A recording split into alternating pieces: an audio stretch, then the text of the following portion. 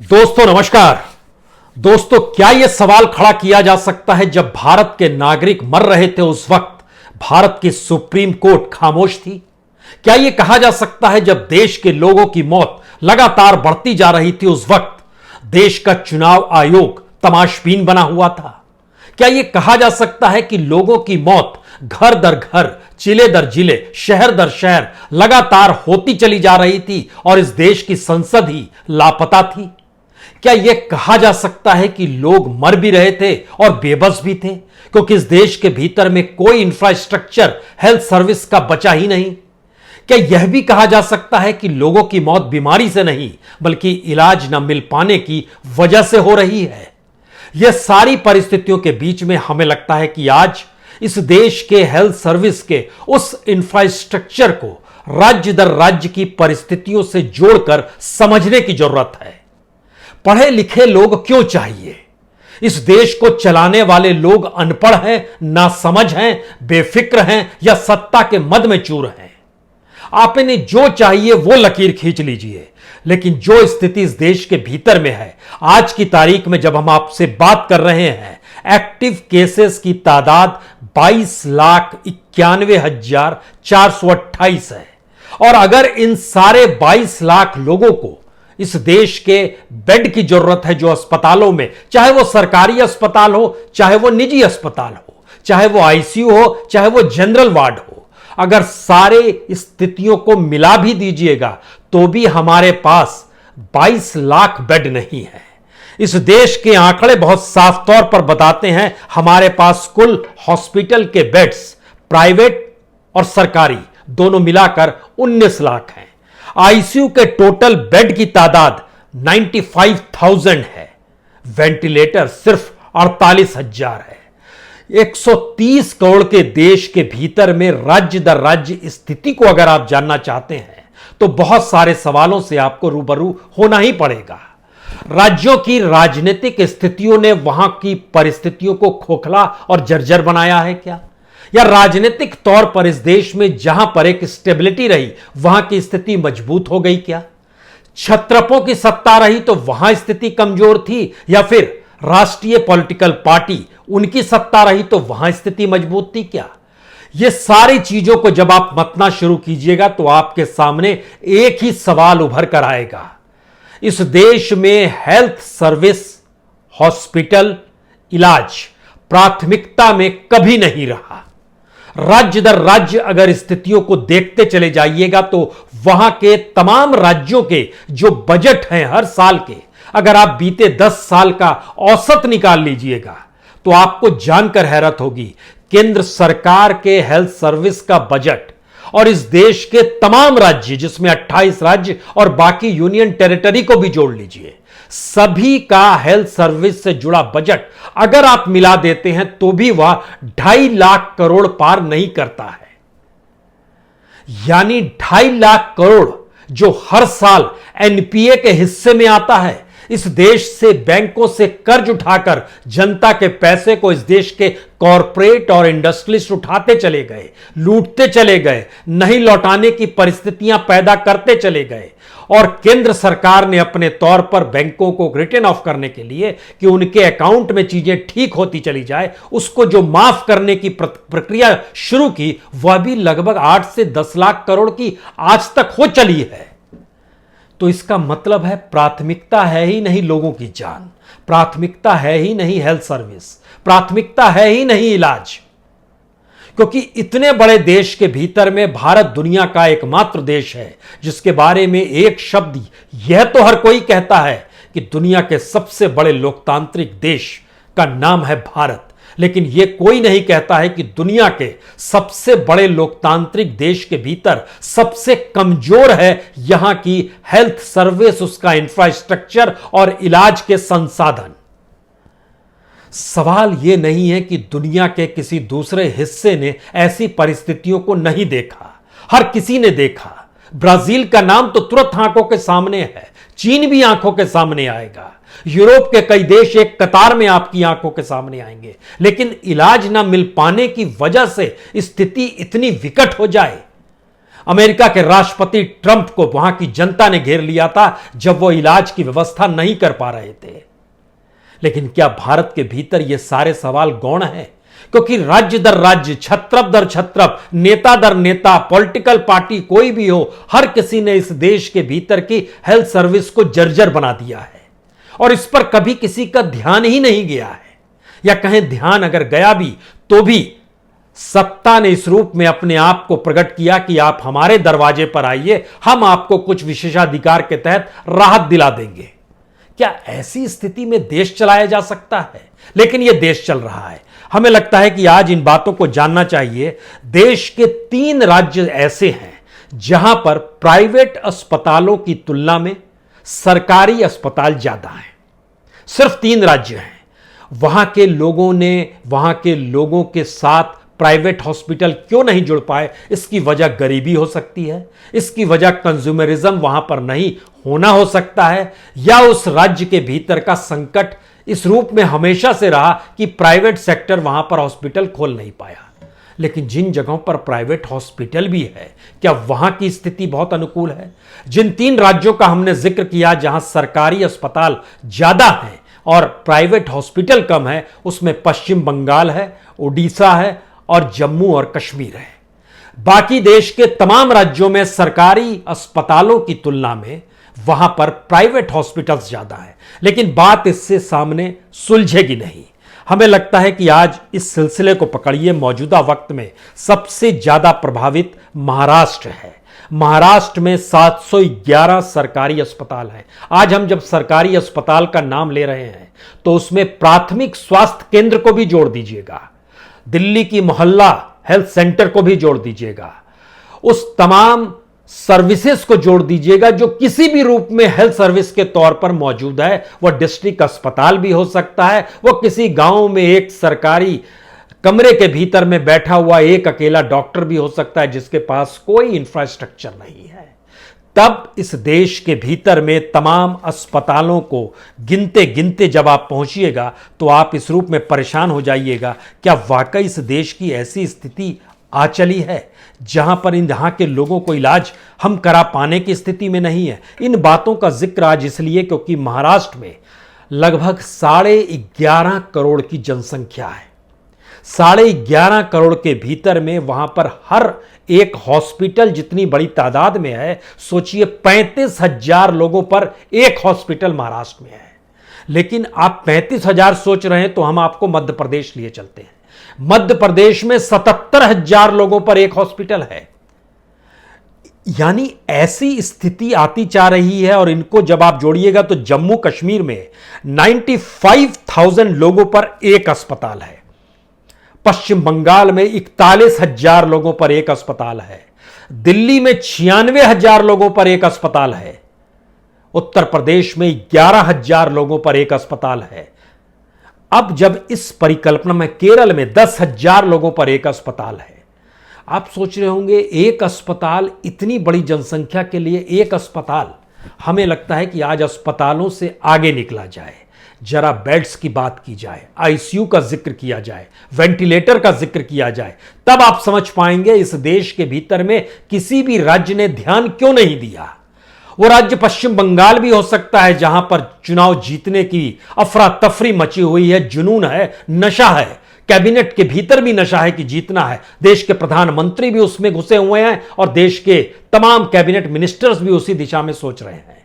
लेकिन पश्चिम बंगाल की स्थिति को समझिए, 9.5 करोड़ जनसंख्या वाले इस राज्य में 41,000 लोगों पर अगर एक अस्पताल है तो 836 लोगों पर एक बेड है, 16,734 लोगों पर एक आईसीयू का बेड है और वेंटिलेटर वो 33,474 लोगों पर एक वेंटिलेटर दे पाने की स्थिति में बंगाल है।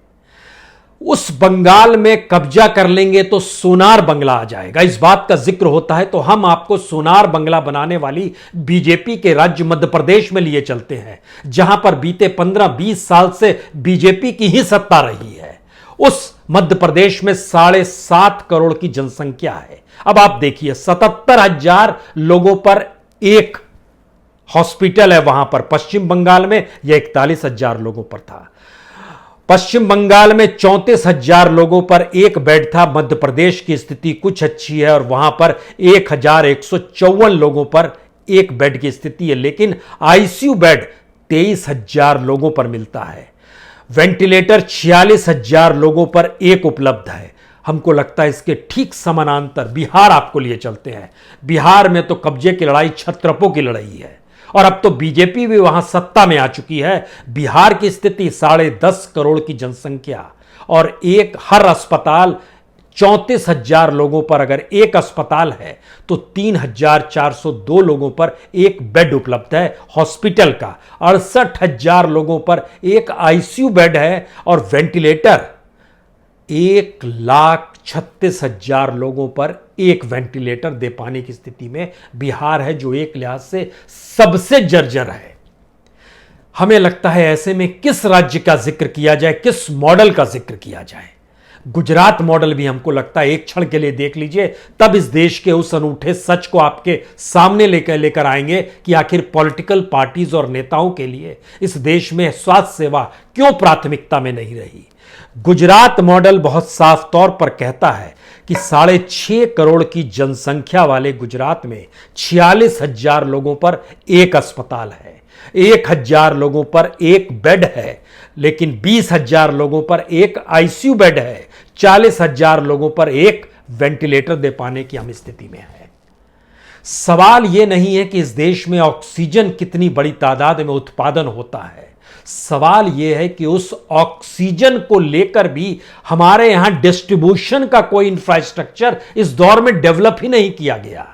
जिसके हाथ में लाठी है सब कुछ उसी का है और यह ताकत का एहसास ऊपर से शुरू हुआ। पिरामिड के टिप पर बैठिएगा तो पता चलेगा कि इस देश को सत्ता संभाले हुए तमाम देश के इंस्टीट्यूशंस को अपनी हथेलियों पर नचाते हैं।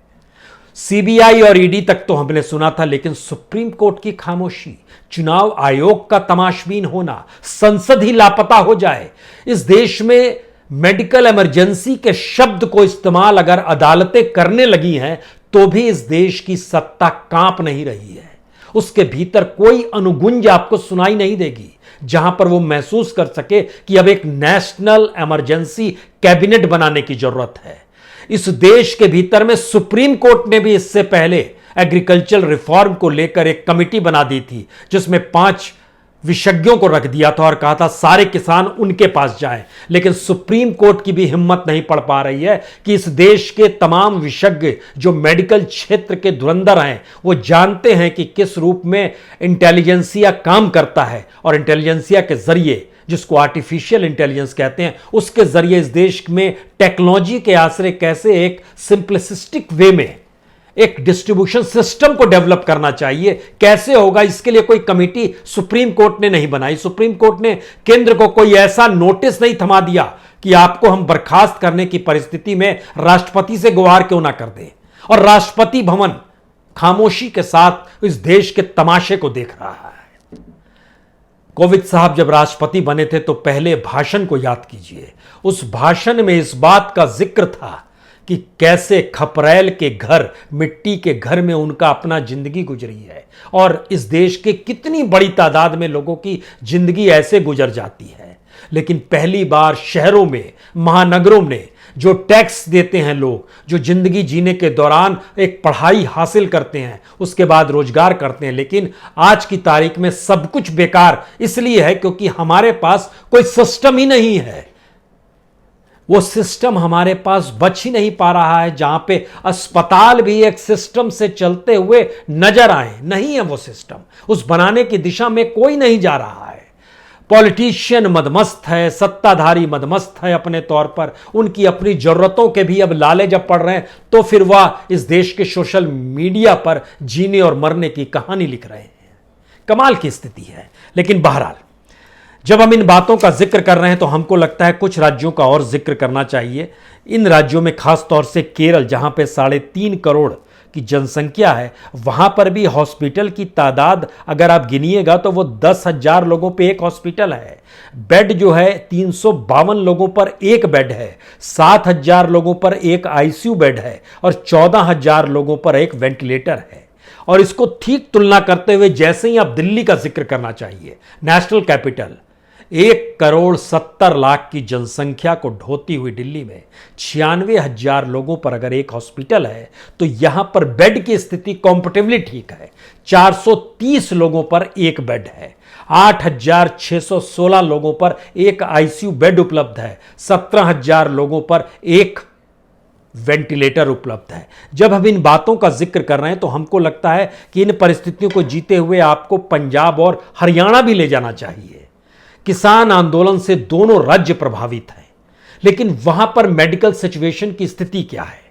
क्योंकि आपके जहन में जैसे ही राज्य आए तो आप सोचना शुरू कीजिए कौन कौन मुख्यमंत्री रहा है, उसका कौन सा बजट रहा है, कितना बड़ा बजट रहा है। हम आपको यह भी जानकारी देंगे। लेकिन पंजाब में तकरीबन 3 करोड़ की जनसंख्या और वहां पर 475 लोगों पर एक बेड की उपलब्धता है, 12,000 लोगों पर एक हॉस्पिटल की उपलब्धता है, 9,500 लोगों पर एक आईसीयू बेड की उपलब्धता है और 19,000 लोगों पर एक वेंटिलेटर की जरूरत है।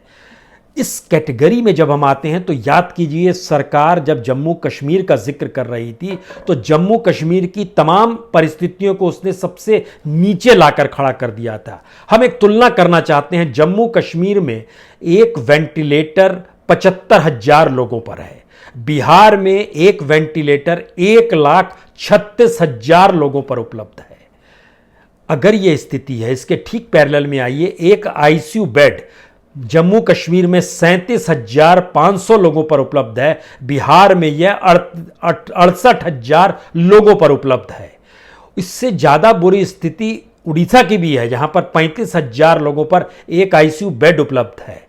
लेकिन जब हम जम्मू कश्मीर का जिक्र कर रहे हैं तो वहां पर 1,876 लोगों पर एक हॉस्पिटल का बेड उपलब्ध है आंकड़ों के लिहाज से। इस लिहाज से देखिएगा तो बिहार में लगभग 3,402 लोगों पर उपलब्ध है। अलग अलग जगहों की परिस्थिति में इसका मतलब है कि हर राज्य दूसरे से एक कंपटीशन कर रहा है कि हमारे यहां ज्यादा बुरी स्थिति है या तुम्हारे यहां ज्यादा बुरी स्थिति है। मध्य प्रदेश एक पॉलिटिकल स्टेबिलिटी रही बीजेपी के साथ।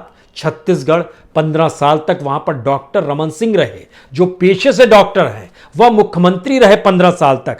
तो यहां पर हमको लगता है छत्तीसगढ़ को भी आपको जानना इसलिए चाहिए क्योंकि जब किसी राज्य का मुख्यमंत्री इन परिस्थितियों को जी रहा हो तो उसने वहां पर क्या खड़ा किया होगा।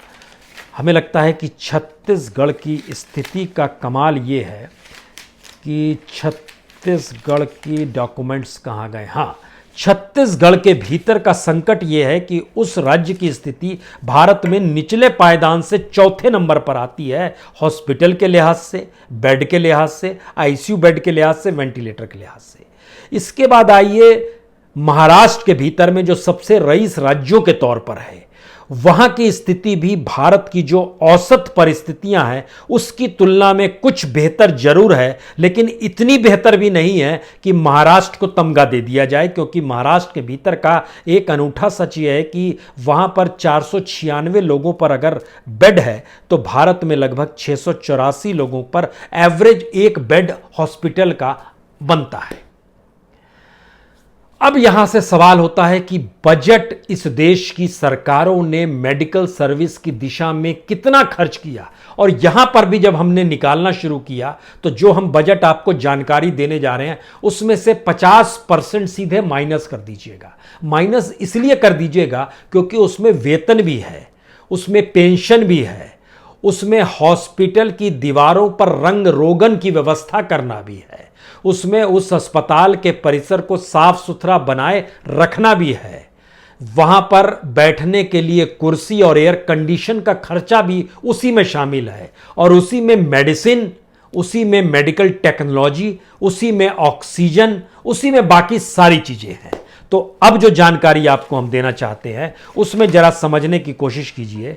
हमने एक औसत निकाला 10 साल का, तो उत्तर प्रदेश का बजट मेडिकल का सबसे ऊपर है। जो कितना है औसत निकालिएगा बीते 10 बरस के भीतर में तो लगभग 15,000 करोड़ का यह बैठेगा प्रतिवर्ष। 15,000 करोड़ उत्तर प्रदेश का बजट, अब इसको आपको हाफ कर देना है, जो कि मेडिकल सुविधाओं की दिशा में जाता होगा तो 7,500 करोड़ जाता होगा। महाराष्ट्र का दूसरे नंबर पर आता है, लगभग 10-11,000 करोड़ के भीतर में आता है, उसमें भी आपको 50% माइनस कर देना होगा, 5,500 करोड़। तीसरे नंबर पर तमिलनाडु आता है 9.7 लाख करोड़, यानी 1000 करोड़, 9,000 करोड़ के लगभग आता है। राजस्थान भी लगभग 9,000 करोड़ के लगभग में आता है। गुजरात लगभग 8,500 करोड़ के लेवल में आता है। नीचे से शुरू कीजिएगा तो झारखंड का एवरेज सबसे खराब निकल कर आएगा, जो लगभग 2,500 करोड़ के एवरेज में आता है प्रति साल का बजट, जो हेल्थ सर्विस की दिशा में है। पंजाब का बजट उसके बाद आता है लगभग 3,000 करोड़ का। हरियाणा का बजट 4,000 करोड़ का आता है। छत्तीसगढ़ का भी बजट लगभग 4,000 करोड़ का आता है। असम का बजट भी लगभग 4,500-5,000 करोड़ का आता है। सारे राज्यों के बजट को आप जोड़ दीजिए और केंद्र का बजट भी आप जोड़ दीजिए। यह सारा बजट जब आप जोड़ते हैं तो लगभग 2.5 लाख करोड़ के लगभग बैठता है। 2.5 लाख करोड़ में से ये मानकर चलिए कि 1 से 1.25 लाख करोड़ रुपया वह पेंशन में जाता है, वेतन में जाता है, इमारतों के रंग रोगन में जाता है, एसी में जाता है, कुर्सी में जाता है, गाड़ी जिसमें सीएमओ घूमते हैं और डॉक्टर्स घूमते हैं उनके खर्चे पर जाता है, और बाकी जो अस्पताल में इलाज की व्यवस्था के लिए वह भी लगभग 1 से 1.25 लाख करोड़ के भीतर ही पूरे देश का बजट आ जाता है, राज्यों का मिला के। अब यहां से बात शुरू होती है कि सिर्फ 1.25 लाख करोड़ इस देश में सेंट्रल गवर्नमेंट की गवर्नेंस को चलाने के लिए तो यहां पर 10 लाख करोड़ से ज्यादा चाहिए। यहां 1.25 लाख करोड़ इस देश के किसी भी राज्य की गवर्नेंस को चलाने के लिए जब आप जोड़ना शुरू कीजिएगा तो औसत निकलता है 80,000 से लेकर 1.25 लाख करोड़ के बीच में गवर्नेंस जो स्टेट्स की चलती है, जिसमें वेतन, पानी, सुविधा, तमाम चीज चाहिए, वह भी लगभग इतनी बैठती है। यानी पूरे देश के हेल्थ सर्विस के बजट के बराबर हर राज्य में गवर्नेंस और उसकी रईसी पर खर्च होने वाला पैसा और उससे 10 गुना ज्यादा सेंट्रल गवर्नमेंट पर खर्च होने वाला पैसा। यह इस देश की हेल्थ सर्विस की स्थिति अगर एक राउंड की है तो यहां से एक दूसरी बात शुरू होती है। आरबीआई से जो पैसा सेंट्रल गवर्नमेंट ने इस दौर में लिया, इस दौर में सेंट्रल गवर्नमेंट ने जितना पैसा लिया इस देश के 10 साल के बजट के बराबर का पैसा ले लिया जो हेल्थ सर्विस पर इस देश में खर्च किया गया। वह बजट कोई मैटर नहीं करता है। इतना ही नहीं, जो एनपीए है वो बढ़ते बढ़ते 10 लाख करोड़ को अब छू रहा है। अगर एनपीए का मतलब बहुत साफ है कि वो पैसा लौट कर नहीं आएगा, कॉर्पोरेट और उस पर रईस लोग करते चले जाएंगे, तो फिर वही मतलब कि इस देश के 10 साल के मेडिकल बजट को इस देश के कॉर्पोरेट ने बैंकों से कर्ज लेकर उठा लिया, अब वो लौटाएंगे नहीं और वो एक बैड लोन की तरह बोझ के तौर पर इस देश की इकोनॉमी का हिस्सा हो जाएगा।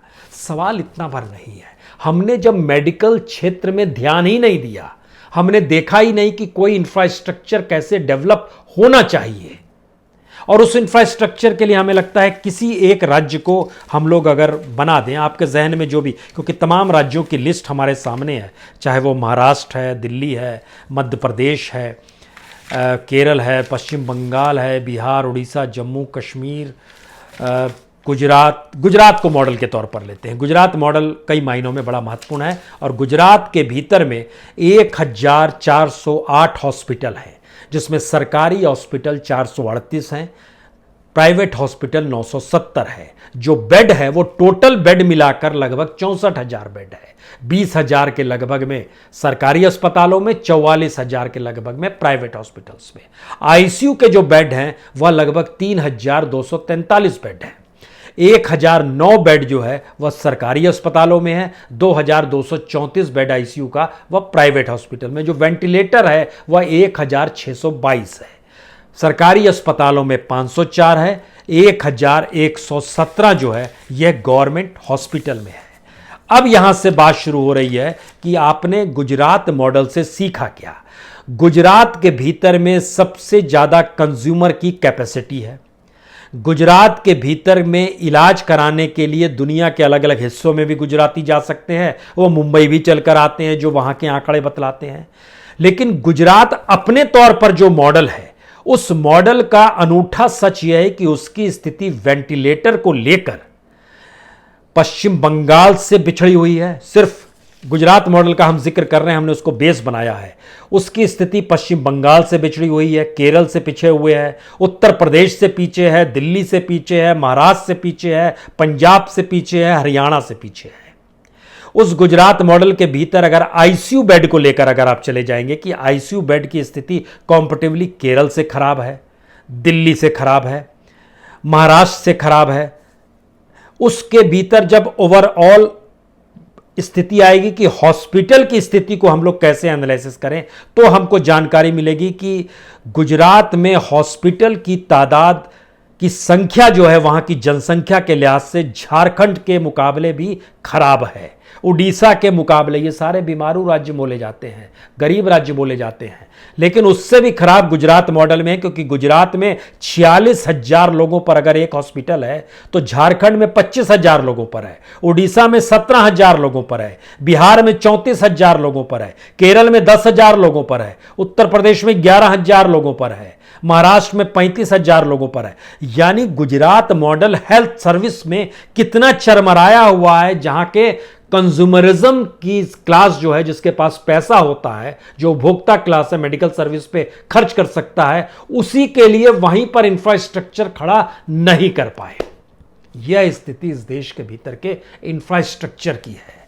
इसीलिए आखिरी बात, इस देश में मौत बीमारी से नहीं हो रही है, इलाज ना मिल पाने की वजह से हो रही है, और इलाज जो नहीं दे पा रहे हैं जिन्होंने, उनको इंफ्रास्ट्रक्चर नहीं बनाया और आज भी कोई डिस्ट्रीब्यूशन सिस्टम नहीं डेवलप कर पाए हैं, तो फिर जीने का अधिकार जो कॉन्स्टिट्यूशन में दर्ज है, उसके तहत सुप्रीम कोर्ट इस सरकार को न सिर्फ नोटिस दर नोटिस भेज सकता है, बल्कि राष्ट्रपति से गुहार भी लगा सकता है, और राष्ट्रपति खुद भी जागृत हो सकते हैं कि जीने का अधिकार भी दे पाने की स्थिति में अगर यहां की सरकारें नहीं है, तो ऐसी सरकारों को नहीं रहना चाहिए। और इलेक्शन कमीशन का दिमाग भी जरा सा जागृत हो जाए तो वह उस पश्चिम बंगाल के चुनाव को भी रोक दे, और 2 मई को आने वाले चुनाव परिणाम को भी रोक कर करे।